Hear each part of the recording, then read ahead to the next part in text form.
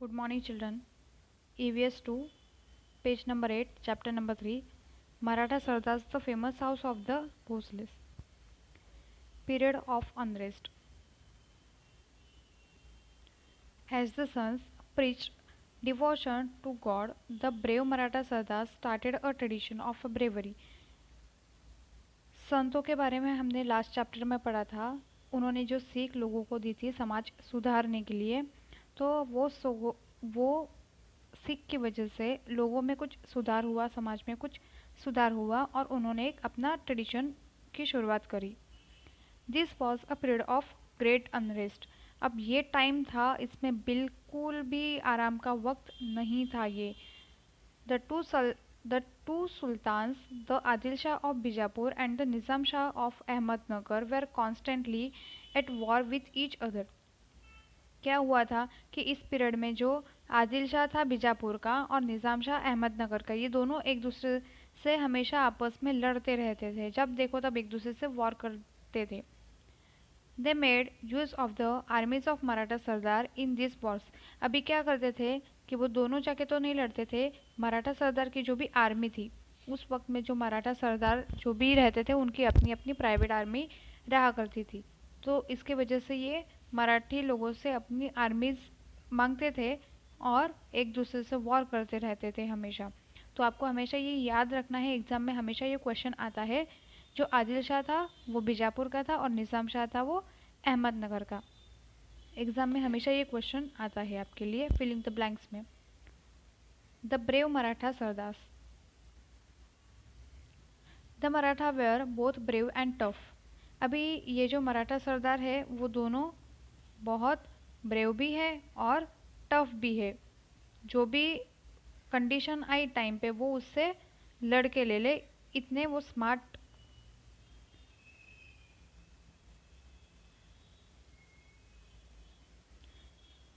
They were also fearless and loyal to their masters. अभी वो जो उनके मास्टर्स रहते थे उनसे वो हमेशा निडर होके और लॉयल मतलब ईमानदार रहते थे। They were very proud of their achievements on the battlefield. अभी बैटलफील्ड मतलब युद्ध भूमि। अभी उनको जो भी मिलता था युद्ध भूमि में मिलता था, मतलब कि जब भी वॉर करने के लिए वो जाते थे तो उनकी अगर डेथ हो गई, मतलब मर गए, वो शरणगति को गए या फिर जख्मी हो गई, ऐसा कुछ भी होता था तो वो उसका बहुत प्राउड फील करते थे कि हमें लड़ते लड़ते ये प्राप्त हुआ है, इसलिए वो हमेशा उस चीज़ का प्राउड फील करते थे। The brave Maratha soldier with a spear in hand and a sword at the side would ride in his sardars cavalry. अभी क्या था कि ये जो मराठा सोल्जर थे वो घोड़े पे बैठ के, एक साइड उनके हाथ में तलवार रहती थी और दूसरे साइड जो हाथ में ढांचा टाइप रहता है जिससे कोई तलवार सामने से मारता है तो उससे हम अपना बचाव करते हैं, वैसा हाथ में लेके वो हमेशा युद्ध करते थे। मतलब वो इतने स्मार्ट रहते थे कि युद्ध भूमि में हमेशा अच्छे से अपने दुश्मन से लड़ सके। All the Maratha sardars had their own private आर्मीज। अभी जो भी मराठा सरदार थे उनकी अपनी अपनी प्राइवेट आर्मी थी उस वक्त में। If such a sardar went to the sultan with his army, the sultan gave him employment. अभी कोई सुल्तान जिनके पास आर्मी होती थी वो कोई सुल्तान all the Maratha sardar had their own private armies. Okay, तो जो मराठा सरदार थे उनकी अपनी अपनी प्राइवेट आर्मी हुआ करती थी उस वक्त में। If such a sardar went to sultan with his army, the sultan gave him employment. अभी कोई सरदार सुल्तान के पास अपनी आर्मी के साथ जाता था, अपनी आर्मी लेके पूरी, अगर कोई सुल्तान के पास जाता था तो वो उसे एम्प्लॉयमेंट देता था। एम्प्लॉयमेंट कैसे देता था? Made him a sardar of his kingdom and sometime conferred a jagir upon him. क्या करता था वो अपने जो उसका किंगडम रहता था, उसका राज्य रहता था, उसमें उसको कोई अच्छी पोस्ट पर रख लेता था और कभी कभी उसे जागीर भी दे देता था, मतलब छोटा सा ज़मीन का टुकड़ा वगैरह कि हाँ इस ज़मीन के जितनी भी संपत्ति है, जितने भी लोग वगैरह, ये सब को तुझे संभालना है, इस जगह का तू अपना मालिक है, ऐसे। The sardar who received such a jagir considered himself a raja. अभी ऐसे सरदार जिनको भी ऐसे जागीर दी जाती थी वो उस जगह का खुद को राजा बोलता था या उसे राजा उस जगह का बोला जाता था। देर were many famous Maratha Sardar eight the court of Ahmednagar and Bijapur. अभी ऐसे अहमदनगर और बीजापुर में बहुत सारे ऐसे सरदार थे जिनकी खुद की प्राइवेट आर्मी वगैरह हुआ करती थी। The more famous among them were the Jadhav of Shinkhed, Nimbalkars of Phaltan, Ghorpades of Mudhol, Mores of Javli, Bhosales of Verul. अभी ऐसे बहुत सारे सरदार थे लेकिन इन सरदार में सबसे ज़्यादा फेमस कौन थे तो उनके नाम यहाँ पे दिए। ये फिलिंग द ब्लैंक्स में या गिव वन वर्ड में ऐसे आपको हमेशा क्वेश्चन आता है, ये आपको हमेशा याद करके रखना है। उसमें कौन कहा का था देखो, Jadhav of Shinkhed, Nimbalkars of Phaltan, Ghorpades of Mudhol, Mores of Javli, Bhosales of Verul, ये सब वहाँ के थे। The Shinkhed Jadhavs were descendants of the Yadavs of Devgiri. Jizabai, the mother of Shivaji Maharaj, was the daughter of Lakhuji Rao Jadhav. अभी ये जो जीजा माता थी, जीजा माता आप सब अब जानते हो कौन थी, शिवाजी महाराज की मदर थी, उनकी माँ थी। वो कौन थी तो लखुजी राव जाधव की वो बेटी थी। Tradition of valour. All this sardars were brave, but many of them were sworn enemies of one another. अभी क्या था कि ये सारे सरदार थे, मराठी सरदार जो थे वो सारे बहुत स्मार्ट थे, एकदम ईमानदार। फिर अगर युद्ध भूमि में जाना पड़ा तो अपनी पूरी जी जान लगा के लड़ेंगे, एकदम स्मार्ट थे। लेकिन क्या था, आपस में एक दूसरे के ही वो दुश्मन बन के रहे हुए थे। They never thought that they should unite and do something for their own people. लेकिन इतने स्मार्ट होने के बावजूद भी कभी उन्होंने ये नहीं सोचा कि वो आपस में एक दूसरे से मिल के यूनिटी करके अपने ही लोगों के लिए कुछ अच्छा करे। So all their valour and bravery serve the interest of other.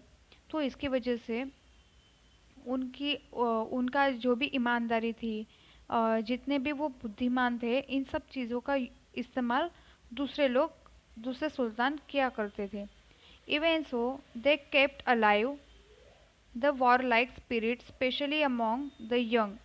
इसके लिए उनमें जो भी यंग मतलब जो भी नौजवान रहते थे वो बहुत बार खुद को वॉर युद्ध के लिए हमेशा तैयार रखते थे। छोटे से उनको शिक्षा दी जाती थी, अलग अलग रेसलिंग की, कुश्ती, तलवार चलाना वगैरह, इन सब की उनको पहले से ही शिक्षा दी जाती थी ताकि आगे कभी ज़रूरत पड़े तो वो युद्ध भूमि में उतर सके। Specially among the young many famous soldier were born in their families who kept alive the tradition of valour. अभी इसमें से बहुत से सोल्जर उनकी फैमिली में, जैसे कि सपोज एक फैमिली है, उनमें से कोई अगर सोल्जर है तो वो अपने बच्चे को भी सोल्जर बनाने का ही सोचते थे। इसकी वजह से ये उनकी परंपरा बन गई थी कि मेरी फैमिली में से कोई आर्मी में है तो मेरे बाद कोई होगा उसको भी आर्मी में ही रखा जाएगा वगैरह।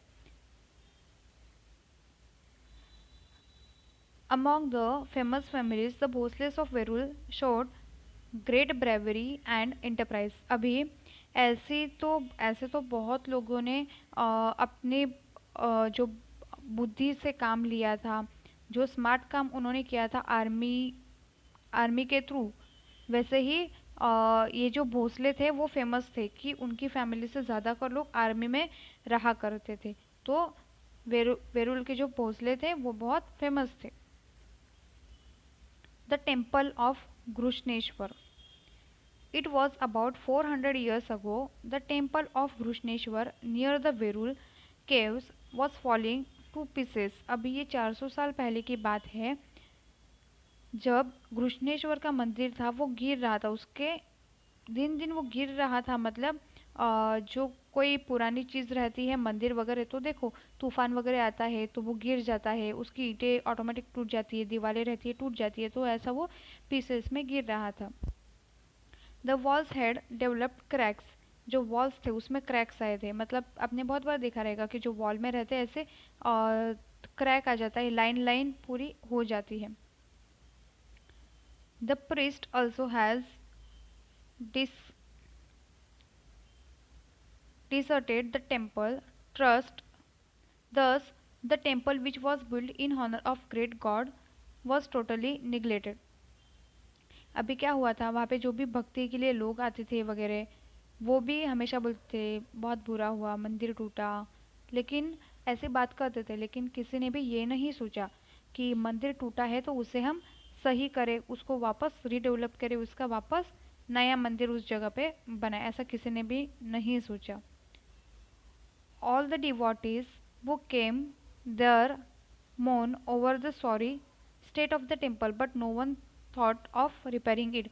अभी जैसे कि मैंने कहा वहाँ पे हर भक्त आता था, आके बात करता था बहुत बुरा हुआ, मंदिर टूट गया, ऐसा नहीं होना चाहिए था, ऐसे वैसे बात करेंगे, लेकिन किसी ने भी ये नहीं सोचा कि हम सब मिलके उस मंदिर को रिपेयर करें या फिर वापस बनाए, किसी ने भी नहीं सोचा। A great devotee of Shiva visited the temple regularly.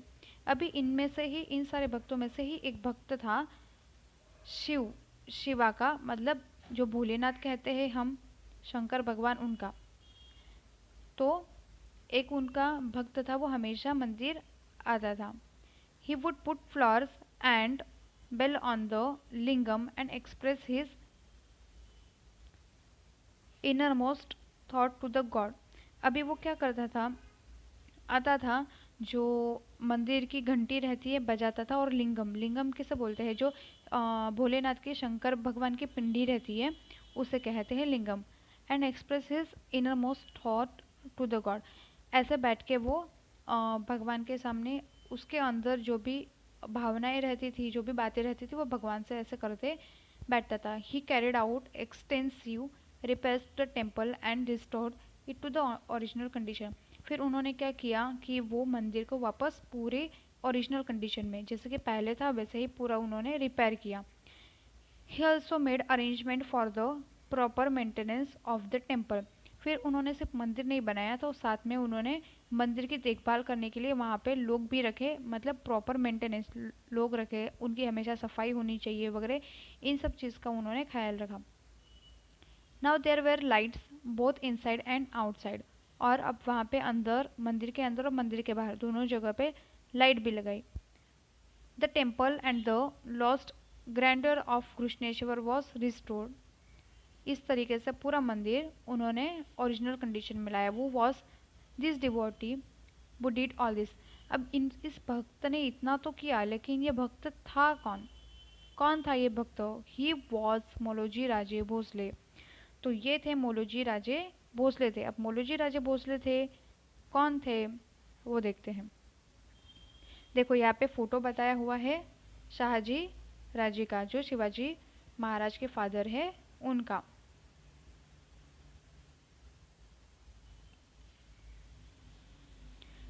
The Bhosales of Verul. Maloji Raje Bhosale the Patil of Verul was a great devotee of Shiva. अभी मोलोजी राजे भोसले ये कौन थे? वेरुल के पाटिल थे। आपने सुना रहेगा बहुत बार कि जो पाटिल लोग रहते हैं बहुत पैसे वाले रहते हैं, या फिर उनके पास बहुत पावर रहती है, ऐसा आपने सुना होगा बहुत बार। तो ये कौन थे? वेरुल के पाटिल थे। Was a great devotee of Shiva, और वेरुल के पाटिल थे और साथ साथ में भोलेनाथ के बहुत बड़े भक्त थे। बाबाजी राजे हैड टू सन्स। जो बाबाजी राजे थे उनके दो बेटे थे। Maloji Raje was the elder and the Vithoji Raje the younger. उनके दो बेटे थे, उनके दो बेटों का नाम था मोलोजी राजे और विठोजी राजे। जो मोलोजी राजे थे वो बड़े थे और विठोजी राजे थे वो छोटे भाई थे। Babaji Raje Bhosale had the right of a Patil in the Verul village. अभी बाबाजी राजे थे, उनको वेरुल का पाटिल कहा जाता था, क्योंकि उनके पास बहुत पावर थी। कोई डिसीजन लेना है वगैरह तो लोग उनके पास जाएंगे, या कोई डिसीजन करना है, लेना है तो वो ले सकते हैं, इतनी उनमें पावर थी। Maloji Raje and Vithoji Raje were both brave and enterprising. अब ये जो दोनों भाई थे मोलोजी राजे और विठोजी राजे, ये दोनों एंटरप्राइजिंग थे। कभी कोई डिसीजन लेना पड़ा तो उसमें बहुत स्मार्ट थे कि कौन सा डिसीजन कब लेना है, कैसे सब करना है। तो उनको बहुत आइडियाज़ थे इन बारे में। They had in their service many arm Maratha troops. अभी उन्होंने अपने इस जिंद इस वक्त तक उन्होंने बहुत सी मराठा आर्मी में काम किया हुआ था, तो उनको इस चीज़ का एक्सपीरियंस भी बहुत था। It was a period of great unrest. ये वक्त था, वो वक्त बिल्कुल भी आराम का वक्त नहीं था। The Mughal emperor from Delhi had attack the kingdom of Nizam Shah. अब ये जो मुगल एम्परर था दिल्ली से, उसने निज़ाम शाह पे हमला बोल दिया। Daulatabad was then capital of Nizam Shah. उसके बाद दौलताबाद को निज़ाम शाह का कैपिटल बनाया गया। मलिक अंबर वॉज हिज वजीर ऑफ चीफ मिनिस्टर और चीफ मिनिस्टर। अभी ये जो मलिक अंबर था वो उसे चीफ मिनिस्टर बनाया गया। मलिक अंबर वॉज एबल एंड वाइस। ये एबल और वाइस था, मतलब चीफ मिनिस्टर था तो उसके लिए वो कैपेबल था। The two capable and brave brothers from Verul soon catch his attention. अभी इसके बाद दो भाई वेरुल से जल्दी से अटेंशन पा लिया उन्होंने मलिक अंबर की नज़रों में। अटेंशन पाना मतलब क्या कि किसी का हम अच्छा काम वगैरह करते हैं तो हम उसकी वाहवाही करते हैं बहुत, और वो हमारी नज़रों में रहता है हमेशा कि हाँ उसका काम अच्छा है, वो ऐसे वैसे। तो उसके वजह से मलिक अंबर के नज़र में हमेशा ये दोनों भाई रहने लगे। On his recommendation the Shah conferred on Maloji Raje the jagir of Pune and Supe parganas. अभी इसके लिए शाह ने कन्फर्ट किया और मोलोजी राजे थे उनको पुणे और सूबे की जागीर दी गई। So the Bhosales became rich and powerful. और इसके वजह से जो भोसले थे वो एकदम पावरफुल बन गए और बहुत रिच पैसे वाले बन गए। मोलोजी राजेस वाइफ वॉज उमाबाई। अभी मोलोजी राजे थी, उनकी शादी हुई, उनकी पत्नी का नाम था Umabai. She came from the house of the Nimbalkars of Phaltan. अभी ये फल्टान से निम्बालकर्स की बेटी थी, जो फल्टान से थे। They had two sons. अभी उनके भी दो बेटे थे। कौन? उनके बेटों का नाम क्या? शाहजी एंड शरीफ जी। ये उनके बेटों का नाम। Maloji Raje was killed in a battle of Indapur. अभी इंदापुर में जो युद्ध हुआ था उस युद्ध में मोलोजी राजे मारे गए। At that time Shahaji was only 5 years old. और उस वक्त में जो शाहजी राजे थे वो सिर्फ 5 साल के ही थे। Then Vithoji Raje looked after the children and the jagir. अभी उसके बाद जो उनके छोटे भाई थे, मोलोजी राजे के छोटे भाई विठूजी राजे, उन्होंने उस जागीर का ध्यान रखा और उन बच्चों का भी ध्यान रखा।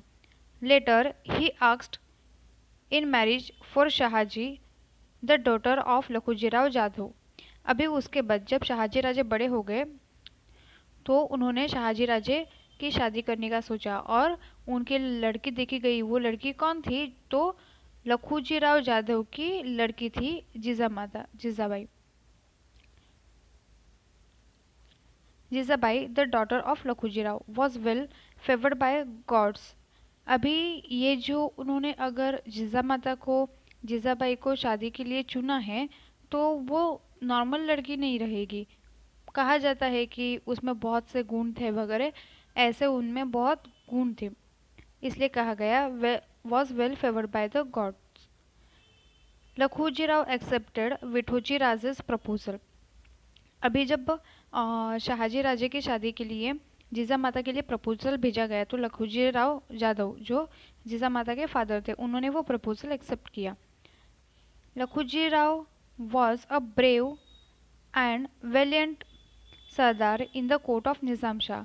अभी निज़ाम शाह के कोर्ट में लखुजीराव जाधव भी थे और वो बहुत ही ब्रेव, ईमानदार और बुद्धिमान सरदार थे। He kept a large army of his own. अभी उनकी भी खुद की एक बड़ी आर्मी थी। He commanded great respect and honour at the court of Nizam Shah. अभी निज़ाम शाह के कोर्ट में उनका भी बहुत आदर सम्मान था क्योंकि उनकी भी खुद की प्राइवेट आर्मी थी। He celebrated the wedding of Shahaji Raje and Jijabai. अभी उन्होंने जीजाबाई और शाहजी राजे की शादी की, बड़े धूमधाम से शादी की। Great pomp Jijabai became the fortune of the Bhosales family. बहुत धूम धड़ाके से उन्होंने शादी करी और फिर जिजाबाई थी वो भोसले फैमिली में ऐड हो गई, Shahaji Raje. Nizam Shah transferred to Shahaji Raje the jagir he had conferred on Maloji Raje. अभी मौलूजी राजे के बाद में जो जागीर विठोजी राजे ने ली थी संभालने के लिए, उन्होंने जो देखरेख की वो उन्होंने शाहजी राजे को फिर से दे दी। मतलब क्यों दी? क्योंकि वो मौलूजी राजे के बड़े बेटे थे। Shahaji Raje was a brave and capable man held in a great respect at the court of Nizam Shah. अभी निज़ाम शाह के कोर्ट में शाहजी राजे का भी बहुत बड़ा सम्मान था, वो बहुत कैपेबल इंसान थे। The Mughal emperor decided to conquer the kingdom of Nizam Shah. For this he made an alliance with the Adil Shah of Bijapur.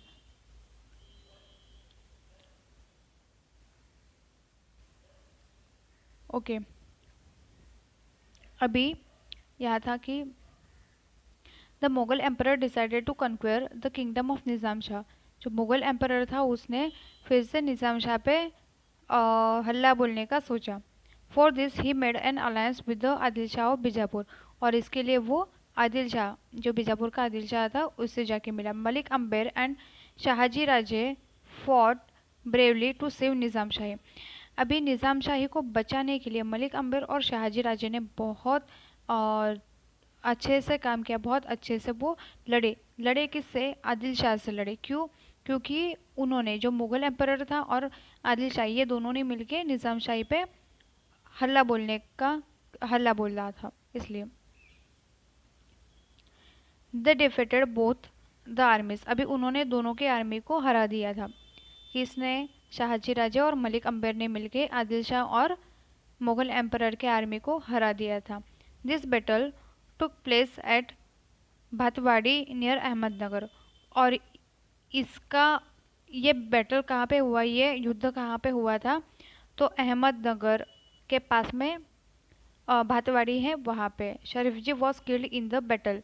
शरीफ जी, जो शाहजी राजे के छोटे भाई थे, शरीफ जी, वो इस युद्ध में मारे गए।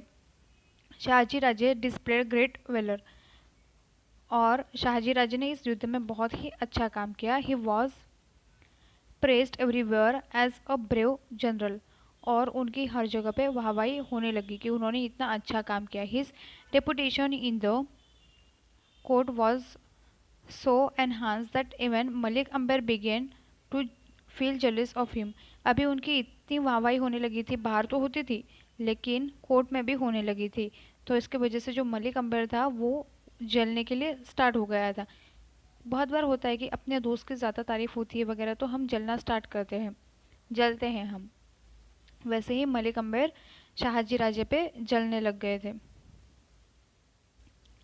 This gradually led to antagonism between them. As a result, Shahaji Raje left Nizam Shahi and joined the court of Adil Shah at Bijapur. Okay, तो इसके वजह से क्या हुआ? इन दोनों में दुश्मनी हो गई थी और इसके वजह से जो शाहजी राजे थे उन्होंने निज़ाम शाही छोड़ी और आदिल शाह के पास गए, उनके कोर्ट में गए और उन्होंने आदिल शाह के कोर्ट में ज्वाइन किया। Adil Shah honor him with the title of Sar Lakshman. अभी इतने बड़े व्यक्ति थे शाहजी राजे, उन्होंने इतना अच्छा काम किया था, तो वो कोर्ट में जाएंगे तो क्या उनको नॉर्मल पोस्ट पे रखेंगे? नहीं, उन्होंने आदिल शाह ने शाहजी राजे का बहुत बड़ा सम्मान किया और सर लक्ष्मण करके उनको टाइटल दिया। इसका मतलब होता है कि चीफ ऑफ आर्मी, जो आर्मी का मेन रहता है, उसे कहा जाता है सर लक्ष्मण। तो उन्होंने सर लक्ष्मण करके नवाजा गया। Later there were many developments in Nizam Shahi. उसके बाद बहुत सारे डेवलपमेंट हुए निज़ाम शाही में। द वज़ीर मलिक अम्बर डेड। अभी जो उसके बाद जो मलिक अम्बर था वो भी मर गए थे। His scheming son Fateh Khan became the wazir of Nizam Shahi. अभी मलिक अम्बर मर गए तो उनका जो बेटा था फतेह खान, उसको निज़ाम शाही का मेन बनाया गया, वज़ीर बनाया गया। During his period of Nizam Shahi began to decline. और इसकी वजह से उनका काम सही नहीं था। इसकी वजह से उनके पीरियड में जो निज़ामशाही थी वो उनका काम रुकने लग गया था, जैसे कि ख़त्म होने लग गई थी निज़ामशाही, ऐसे सब होने लग गया था। At about the same time there was a threat of Mughal aggression।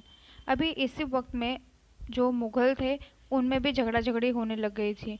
So Nizam Shah's mother appealed to Shahaji Raje to return to Nizam Shahi and save it. तो इसके वजह से जब निज़ाम शाही और आदिल शाह में फिर से इन लोग में दुश्मनी पैदा हो रही थी, तो उस वक्त में फिर से निज़ाम शाह की जो मदर थी उन्होंने शाहजी राजे को वापस रिक्वेस्ट की कि आप वापस निज़ाम शाही ज्वाइन करो और इसको बचाओ, ये ख़त्म है हो जाए उससे पहले इसे बचाओ। Therefore Shahaji Raje left Adil Shahi and return to Nizam Shahi. और इसके लिए शाहजी राजे ने आदिल शाही छोड़ के, आदिल शाह का कोर्ट छोड़ के निज़ाम शाही वापस से ज्वाइन कर ली। ये अभी हमारा चैप्टर ख़त्म हो गया है। अब इसके बाद हमारा हिस्ट्री जो स्टार्ट होने वाला है वो है शिवाजी महाराज का। तो आपको इसके पहले जो भी मैंने पढ़ाया वो बहुत क्लियर होना चाहिए। और बहुत से बच्चे मुझे होमवर्क नहीं भेज रहे, बहुत बच्चों का होमवर्क भी आ रहा है, लेकिन बहुत ऐसे बच्चे हैं जो मुझे होमवर्क नहीं भेज रहे। क्यों ऐसा हो रहा है? अब ये जो बच्चे रेगुलर मुझे होमवर्क भेज रहे हैं, स्कूल स्टार्ट होने के बाद मैं सिर्फ उनका अटेंडेंस लगाने वाली हूँ, बाकी का अटेंडेंस मैं बिल्कुल भी नहीं लगाऊंगी। जो मुझे बच्चे, अभी भी आपके पास चांस है, जो बच्चे मुझे होमवर्क भेज रहे रेगुलर, मैं उनका अटेंडेंस सिर्फ लगाने वाली हूँ। आपके एग्ज़ाम्स भी आ रहे हैं, अभी मैंने आपको रिवीजन भी भेजा हुआ है, और जो एग्ज़ाम आ रहे हैं तो उसमें मैं आपके मार्क्स कट करूँगी अगर आप मुझे रेगुलर होमवर्क नहीं भेज रहे हैं। और जो बच्चे मुझे होमवर्क भेज रहे हैं उनका मैं अटेंडेंस भी लगाऊंगी, और उन्होंने अच्छे से पढ़ाई भी की होगी तो उनको अच्छे से मार्क्स भी मिल जाएंगे एग्ज़ाम में।